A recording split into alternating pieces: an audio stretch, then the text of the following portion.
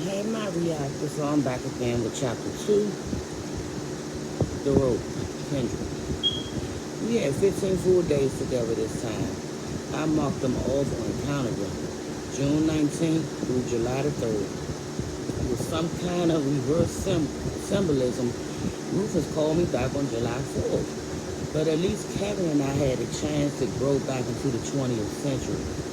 We didn't seem to have it to grow back into each other.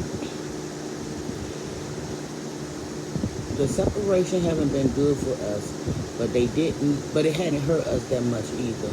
It was easy for us to be together, knowing we shared experiences no one else would believe. It wasn't as easy though, for us to be with other people. My cousin came over, and when Kevin answered the door, she didn't recognize him. What's the matter with him? She whispered later when she and I were alone. He's been sick, I lied. With what? The doctor isn't sure what it was. Kevin is much better now, though. He looks just like my girlfriend's father did, and he had cancer. Julie, for God's sakes. I'm sorry, but never mind. He hasn't hit you again, has he? No. Well, that's something. You better take care of yourself. You don't look so good either. Kevin started driving. His first time after 5 years of horse and buggies. He said the traffic confused him, made him more nervous than he could see any reason for. He said he almost killed a couple of people, then he put the car in the garage and left it there. Of course, I wouldn't ride with someone else while there was still a chance of Rufus snatching me away. After the first week, though, Kevin began to doubt that I would be called again. I didn't doubt it, for the sake of the people whose lives Rufus controlled. I didn't wish him dead, but I wouldn't rest easy until I knew he was. As things stood now, sooner or later he would get himself into trouble again and call me. I kept my denim bag nearby. You know, someday you're going to have to stop dragging that thing around with you and come back to life, Kevin said after 2 weeks. He had just tried driving again, and when he came in, his hands were shaking. Hell, half the time I wonder if you're not eager to go back to Maryland anyway. I had been watching television, or at least the television was on.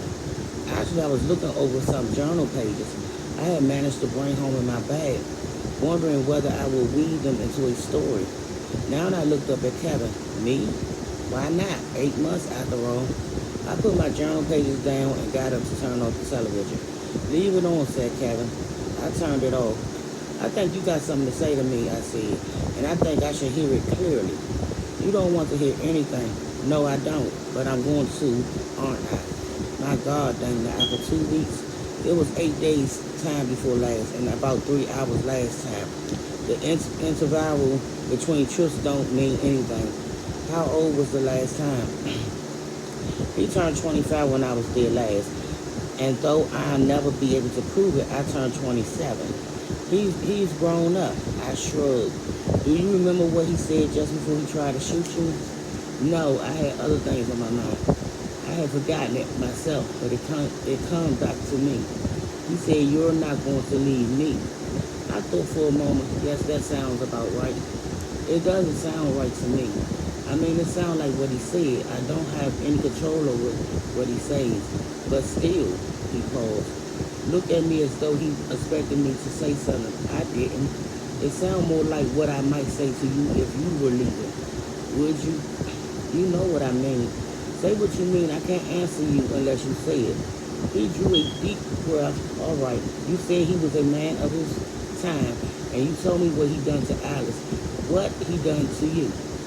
Sent me to the field, had me beaten, made me spend nearly 8 months sleeping on the floor of his mother's room. Sold people. He's done plenty, but the worst of it was to other people. He hasn't raped me, Kevin. He understands, though you don't seem to. That's for him. That would be a form of suicide. You mean there's something he could do to make you kill him? After all, I signed, went over to him, and sat down on the arm of his chair. I looked down at him. Tell me you believe I'm lying to you. He looked at me uncertainly. Look, if anything did happen, I will understand it. I know how it was back then. You mean you can forgive me for having been raped? Dana, I lived there. I know what those people were like. And Rufus' attitude towards you was sensible most of the time. He knew I could kill him just by turning my back at the right moment. And he believed that I wouldn't have him because I loved you. He said something like that once. He was wrong, but I never told him so. Wrong, at least partly. Of course I love you, and I don't want anyone else. But there's another reason, and when I'm back there, it's the most important reason. I don't think Rufus would have understood it. Maybe you won't either. Tell me. I thought for a moment, trying to find the right words. If I could make him understand, then surely he'll believe me. He had to believe me. He was my anchor here in my own time. The only person who had any idea what I was going through. You know what I thought? I said. When I saw Tess tied into the coffee, I had told him about Tess and about Sam. That I had known them. That Rufus had sold them. I hadn't told him the details though, especially not the details of Sam's sale. I had been trying for 2 weeks to avoid sending his thoughts in the direction they had taken now. What does Tess have to do with this? I thought that could be me, standing there with a rope around my neck, waiting to be led away like someone's dog. I stopped, looked down at him, then went on softly. I'm not prophecy, Kevin. I'm not a horse or a sack of wheat. If I had to seem to be property, if I had to accept limits on my freedom for Rufus' sake, then he also has to accept limits on his behavior towards me. He has to leave me enough control of my own life to make living look better to me than killing and dying. If your black ancestors had felt that way, you wouldn't be here, said Kevin. I told you when all this started that I didn't have their endurances. I still don't. Some of them will go on struggling to survive no matter what. I'm not like that. He smiled a little. I suspect that you are. I shook my head. He thought I was being modest or something. He didn't understand. Then I realized that he had smiled. I looked down at him questioningly. He's sober. I had to know. And do you now? Yes. That felt like the truth. It felt enough like truth for me not to mind that he had only had understood me. Have you decided what you're going to do about Rufus? He asked. I shook my head. You know, it's not only what will happen to the slaves that worries me. If I turn my back on him, it's what might happen to me. You'll be finished with him. I might be finished, period. I might not be able to get home. Your coming home has never had anything to do with him.